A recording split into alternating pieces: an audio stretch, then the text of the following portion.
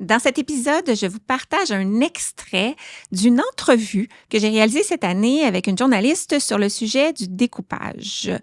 Vous n'entendrez pas ces questions, mais vous allez entendre mes réponses. On a parlé de l'âge idéal pour débuter, de comment le faire et des attentes pour différents âges. Et on va parler aussi des causes possibles lorsque c'est difficile. Et évidemment, je vais donner plein de conseils par rapport à tout ça en cours de route. Bonne écoute!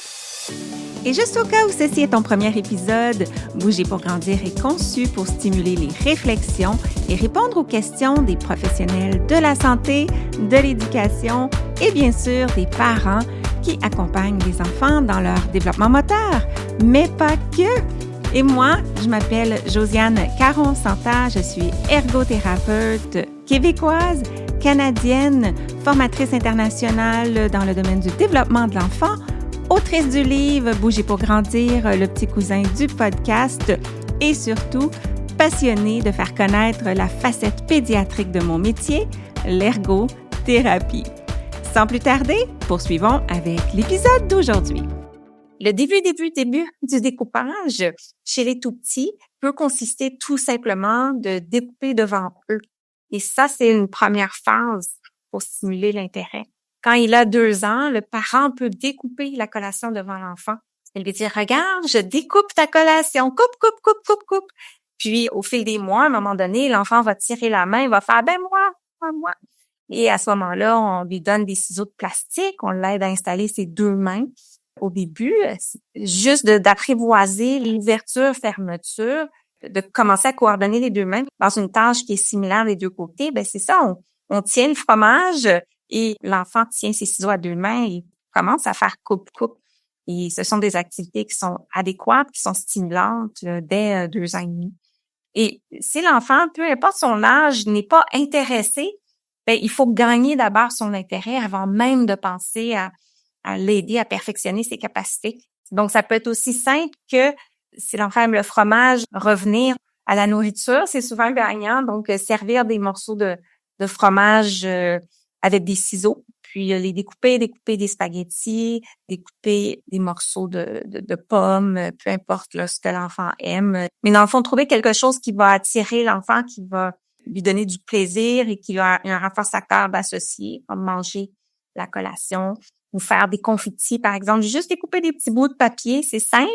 On peut les découper à 2 mains si l'enfant est rendu là. Et ensuite, on les lance. Ça, c'est super renforçateur. L'enfant a du plaisir là-dedans. Et on va pas plus loin que juste gagner l'intérêt. Ensuite, on continue avec ce que moi j'appelle la phase de l'expérimentation, qui est là où l'enfant va juste avoir accès à différents papiers et des ciseaux et juste découper pour découper. Le même principe que gribouiller, finalement, il n'y a pas d'objectif, mais on fait du gribouillage de découpage, si on veut. Donc, on fait juste des coupes. On peut juste trouver le renforçateur qui va avec l'enfant. Est-ce que c'est compter les bouts de papier après? Est-ce que c'est les lancer dans les airs? Est-ce que c'est les catégoriser, comparer les formes de ce qu'on a produit? Peu importe, faut dans le fond voir là ce qui peut stimuler puis faire du sens pour cet enfant-là, toujours dans un contexte d'activités finalement courtes et qui vont être intrinsèquement renforçatrices pour l'enfant. C'est une activité importante à développer avant qu'on soit dans un milieu scolaire où on va me demander d'utiliser le découpage pour faire d'autres apprentissages. Alors, il y a un moment donné où on apprend les sons, par exemple, qui vont avec les lettres, on apprend à écrire peut-être certains mots et on me demande de découper et d'associer tout ça. L'enfant qui a de la difficulté, qui est pas bien avec cette activité-là, ben il est désavantagé, il peut se décourager aussi parce qu'en plus de devoir faire l'apprentissage langagier qui va avec, ben lui, il faut qu'il surmonte le défi moteur qui vient avec les ciseaux. Donc, tant que le découpage est une activité de loisir, c'est le bon moment pour développer cette capacité-là avant que ça devienne un médium d'apprentissage. Un peu comme le crayon. Avant, c'est un loisir, puis à un moment donné, ça devient le moyen pour faire d'autres apprentissages lorsque l'écriture débute. Donc, même chose finalement pour le découpage. Les raisons principales pour lesquelles un enfant peut avoir du mal à acquérir le découpage, d'une part, c'est une immaturité dans son développement sensorimoteur. Parce que tant au niveau de la motricité fine, la capacité là d'utiliser l'outil, de manipuler là, les ciseaux, le rythme, ouverture, fermeture, la coordination œil-main qui vient avec ça, avec la main dominante, ben on a tout autant de tâches ou de défis, dans le fond, pour la main non dominante. Fait que pour que l'enfant ait du succès avec le découpage, il doit être capable de bien coordonner ses deux mains d'une manière compétente, doit généralement avoir sa dominance manuelle d'établi. Alors, un enfant qui a pris du retard dans son développement moteur, que ce soit au niveau de sa posture, de juste sa motricité globale, sa capacité de coordonner ses gestes droite-gauche, ça peut être un des facteurs qui va mener à une difficulté avec l'apprentissage du découpage. Mais je dirais que le défi principal est le manque d'intérêt des enfants pour s'engager dans une activité de découpage parce que lorsque on les introduit au découpage, on a tendance à les introduire trop tard. Et parce qu'on les introduit trop tard, on a tendance à les introduire avec des activités trop avancées, trop difficiles. Quand on parle de crayons de dessin, qu'est-ce qu'on fait avec les tout petits? Ben, on leur donne une grosse feuille avec des crayons gras, des crayons de cire, et là, on les laisse gribouiller n'importe comment et on leur met pas de pression. C'est du dessin libre, on les laisse explorer l'outil, on les laisse découvrir et on leur met pas de pression à 2 ans pour dire dessine-moi un soleil. On laisse l'enfant évoluer là-dedans à son rythme et on comprend que l'enfant est pas capable encore à 1 an, 2 ans de faire davantage que s'amuser avec la partie sensorimotrice du crayon. Mais les ciseaux, c'est un peu la même chose. On devrait commencer les ciseaux autour de l'âge de 2 ans avec des activités aussi simples, des ciseaux de plastique, des ciseaux qui coupent pas, juste décoder l'outil, ouvrir, fermer, d'utiliser le glac-pâte à modeler, juste comme comprendre, devenir apprivoiser finalement l'outil sans qu'on me demande de faire une tâche. Et ensuite, je devrais progresser vers 3 ans dans du découpage libre, donc des morceaux de papier à découper n'importe comment, pas de ligne, pas de ligne encore, juste m'amuser finalement à transformer le papier. Ça, c'est déjà super excitant vers 3 ans. Alors, quand on arrive vers 4 ans, là, on commence à être prêt à peut-être s'enligner sur une ligne et à éventuellement faire un découpage qui va avoir un objectif, un but. Donc, je découpe le cercle pour faire un bricolage. À 6 ans, l'enfant devrait être pas mal capable de tout faire. Donc, découper une forme qui a des angles irréguliers. Donc, pas juste un carré et un triangle, mais des angles qui tournent un peu vers l'intérieur. Bon, à l'extrême, on aurait une étoile. Donc, découpe et des formes irrégulières, des formes plus petites et aussi plus longues finalement à découper.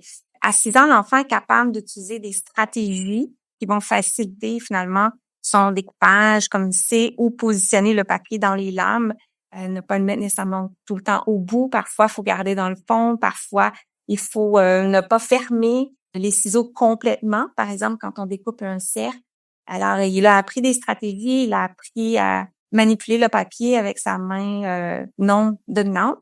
Entre 6 et 7 ans, il va raffiner sa vitesse, sa précision, mais généralement, à 6 ans, il est quand même assez compétent sur une petite ligne ordinaire, là, si on veut. Alors, en bref, là, pour résumer ce point-là, c'est que les enfants et les adultes, peut-être par manque de familiarisation avec des activités qui seraient très simples et comment débuter finalement au découpage, vont retarder, vont attendre un petit peu. On peur aussi que l'enfant peut-être se blesse et vont leur présenter des projets avec des lignes, avec des courbes, avec des angles au début. Et là, l'enfant trouve ça difficile, il n'est pas satisfait parce que même si l'adulte en tient pas rigueur à l'enfant, que l'enfant découpe croche, découpe pas sur la ligne, l'enfant, lui, il veut être satisfait. L'enfant a compris que la ligne, c'est pour couper dessus et aime pas ça. Et à ce moment-là, perd l'intérêt pour ce type d'activité-là. Et quand un enfant de 4 ans dit, j'ai pas le goût de découper, à moins qu'on soit en milieu scolaire et que ça fait partie de la structure et que l'enseignante, le professeur insiste, ben à la maison, les parents vont plutôt laisser l'enfant graviter vers les activités qui les intéressent. Ben, en fait, c'est ce qu'il faudrait faire. On veut pas pousser les enfants dans des activités où ils ont pas de plaisir, mais justement, c'est de penser que même si on débute plus vieux, ben à ce moment-là, on peut quand même débuter par les mêmes activités plus simples, plus libres et avec moins de pression, plus courtes aussi. Alors parfois faire le contour complet d'une image qui va garder l'enfant en action motrice de découper pendant 3-4 minutes, c'est long. C'est long pour un enfant de 4 ans et sa main est encore en développement, encore faible et tout ça. Nous, des fois, comme adultes, quand on a beaucoup de découpage à faire, notre main va se fatiguer. Et voilà. Donc, d'introduire l'enfant trop tard, de l'introduire avec des activités trop difficiles et aussi le développement moteur, finalement, qui peut être plus lent pour certains enfants, peuvent être des facteurs qui mènent l'enfant à avoir plus de difficultés. Comme je disais tantôt, le découpage, c'est une activité qui est dans les plus difficiles pour le préscolaire. Donc, si on est face à un enfant de 5 ans, disons, qui a de la difficulté à découper et qu'on sait que cet enfant-là a eu accès à de la stimulation et qu'on l'a bien accompagné à ce niveau-là et qu'il a encore de la difficulté, ben c'est un peu un baromètre que son développement peut présenter des particularités. Quand un enfant découpe bien à 4-6 ans, on peut relaxer, se dire que cet enfant-là, c'est peu probable qu'il ait un trouble. Mais l'enfant qui a de la difficulté, il pourrait avoir d'autres raisons, comme le manque de stimulation qui n'appartient pas à l'enfant et qu'à ce moment-là, ben ça veut pas nécessairement dire que l'enfant a un trouble, ça veut juste dire qu'on ne lui a pas présenté cette activité-là de la bonne façon ou au bon moment.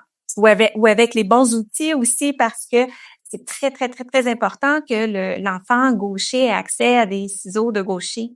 Et quand on donne des ciseaux de droitier à un gaucher, ben la position des lames n'est pas correcte et c'est pas bien adapté à la main et l'enfant doit trouver une façon de faire fonctionner les ciseaux en s'adaptant au fait qu'ils sont pas bien ajustés.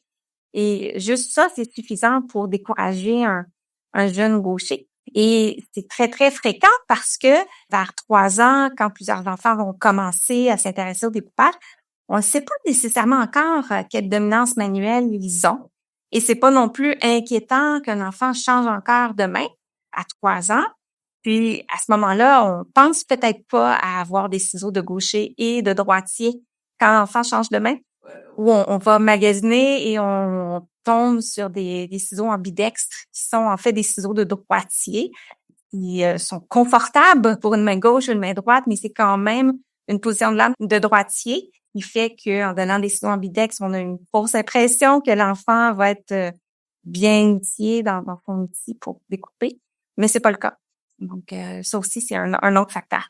Si l'enfant utilise sa main gauche, surtout quand il commence les lignes, lorsqu'il fait, par exemple, juste de la pâte à modeler ou de la nourriture, des morceaux de fromage, c'est pas aussi grave parce que les ciseaux, même mal ajustés, vont être capables de trancher de la pâte à modeler. Mais lorsqu'il s'agit de trancher du papier avec des ciseaux qui sont de la mauvaise dominance, là, ça va être plus difficile. Et dès qu'on voit l'enfant du côté gauche, il devrait avoir accès à des ciseaux de gaucher dès qu'il s'exerce à droite, parce que c'est ça, des fois, il y a quand même une partie d'essai-erreur pour l'enfant pour voir de quel côté il est plus à l'aise, d'avoir des ciseaux qui vont de l'autre côté. Petite main devrait avoir des petits ciseaux.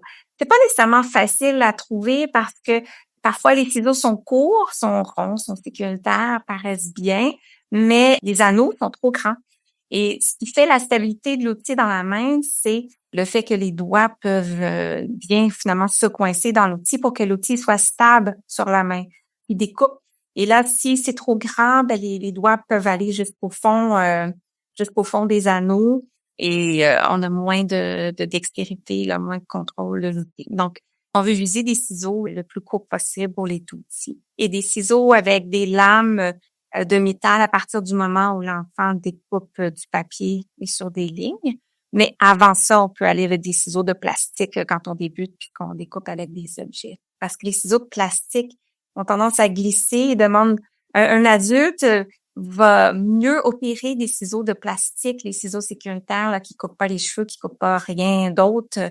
Ils coupent le papier, mais il faut être déjà compétent au découpage pour être capable de bien opérer des ciseaux comme ça pour pas que ça glisse et que ça plie le papier. Donc, les ciseaux de plastique, super pour l'initiation avec les objets, la nourriture.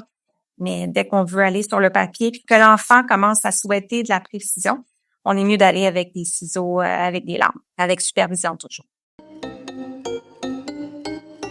Je vous parlerais peut-être d'ergonomie. On a tendance à placer les enfants devant une table pour découper parce que le bricolage, souvent, ça se fait là.